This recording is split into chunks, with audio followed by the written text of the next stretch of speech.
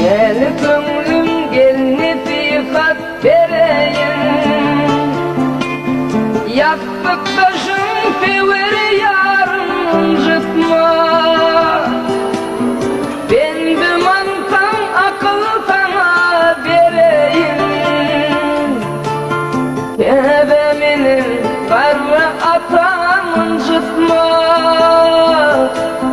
Kebemenin karı atamın jıtma. Bir bolur yiğidin vefalı dostu. Birisin övünüp bolar aşk dostu. Tecrübün başına vefalı dostu. Yine eyke bilin dostun jıtma. Yine eyke bilin dostun jıtma.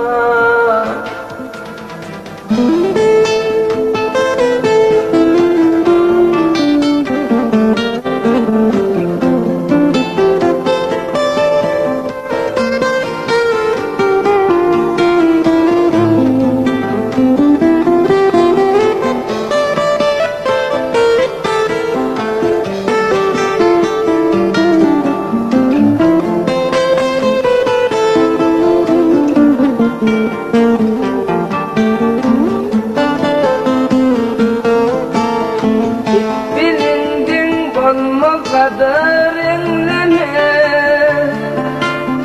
Cedil yediye yetti hayır gözleme. Gerine boysanı bulayı görleme.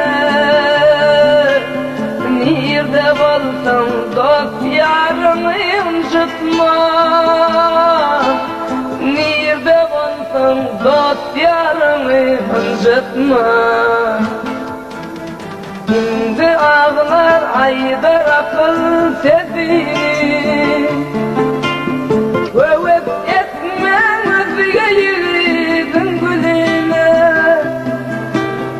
Azari etmese hiçbir kişinin. Ot ortayım komşu balam incitma.